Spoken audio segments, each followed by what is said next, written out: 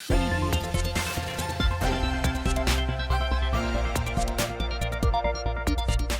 guys, and welcome to another video. I've been doing a walkthrough today of how I made this disgusting ooze monster. So I'm going to talk about different areas where I made like the textures and all that kind of good stuff, what brushes I use. So let's get to it. Alright, so this finished model here is almost 4 million points. So I created a duplicate and just dynameshed it at really low resolution. So that way it's easier to kind of like recreate these shapes. So I went to document, let's change this color back here so it's easier to look at. Alright, so the first thing I'll do is recreate these folds right here. I'm just going to hold shift to smooth them out. So what I did was I went with my standard brush right here, which you can find by holding B, and it's in the brush palette. Somewhere in this, there we go.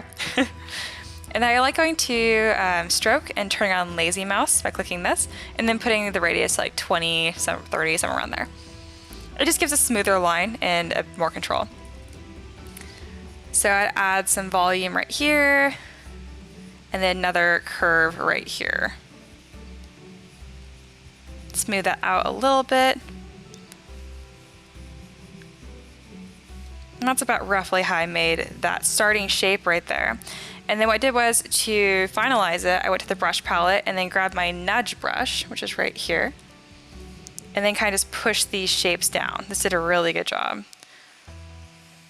And the last thing I did is I went with my inflate brush, turned the intensity down to like 5 or so. It defaults to 10 and it's a little too harsh to really do anything with it. And then just kind of inflated that. And that's more or less how that starting shape was created. Somewhat similar. Go to add some more inflate there. And then back with the nudge brush. And the way that I got that texture on it is with Dam Standard. I changed my input type from dots to drag rectangle, and then I picked an alpha, I think it was this one, and just dragged that on here. Pretty sparingly. I lowered the Z intensity to like half, like 15 or 16, just so it wasn't as harsh, and then just add some texture on it like that. And then finally going back in again with inflate to get that really crisp, like overlap right here. So yeah, that's pretty gross. That's how that happened. Now let's talk about these little tendrils right here. I did this with the snake hook brush and inflate. So grab your snake hook brush. I like snake hook 2. And I'll do a little demonstration right here. So all I did was kind of pull off a shape, and you see how it gets like really pixelated and stuff. So once I pull off the shape I like, I dynamesh right away, just so I can still work with it, because if it's all pixelated like that, it's gonna be really hard to do anything with it. Then I went in with inflate and then just focused on the end right there. So this is obviously a little farther than I needed it to be. I was going towards the camera, so be careful like what angle you're pulling these shapes off because you'll have the same problem. So there we go. That's a much better shape. You can further adjust it with a move brush if you need to. There we go. And then inflate. There we go. I got the color by going to my paintbrush, which is also under the brush palette you can get by clicking B.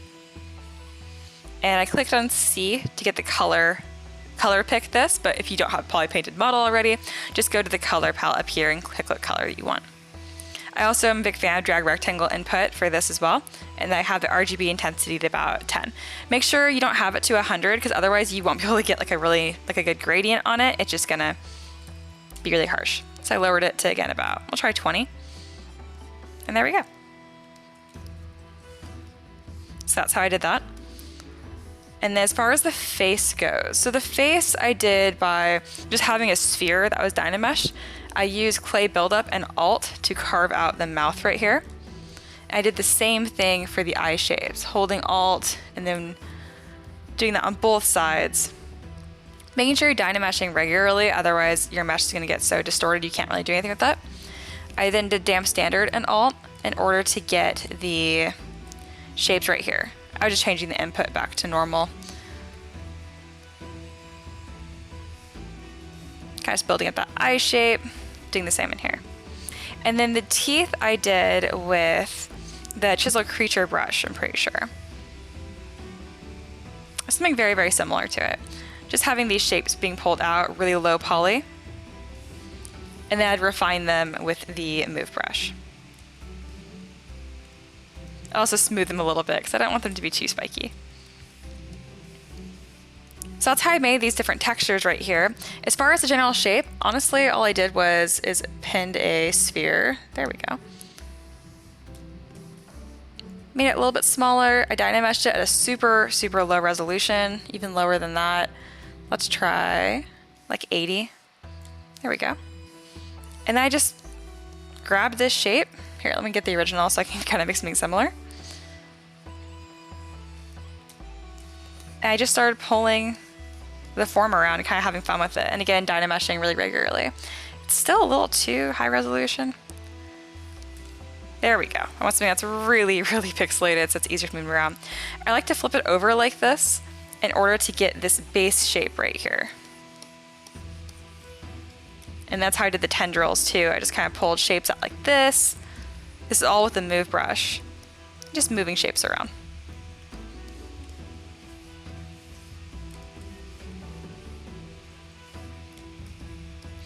When I did the head though, that is a separate sphere that I appended. So I'll do that right now.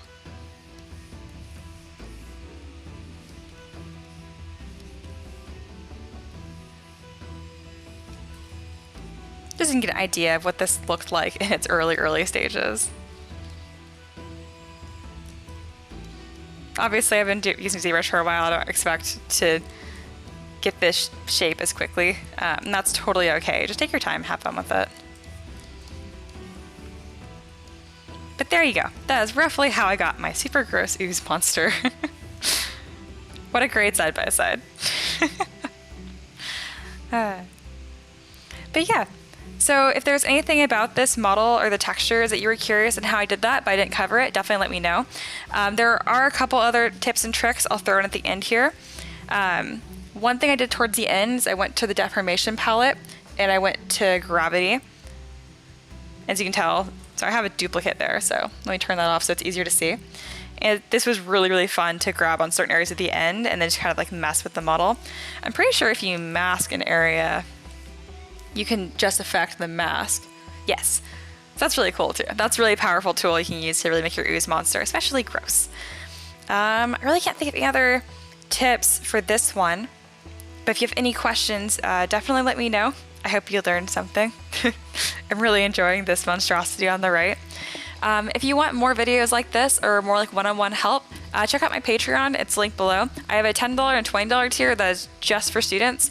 The $20 tier is a one-on-one mentorship, and then the $10 tier has like 25 lessons that are private. They're only available for patrons, and they walk you through ZBrush from the very, very beginning. So yeah, if you have questions about that, also let me know.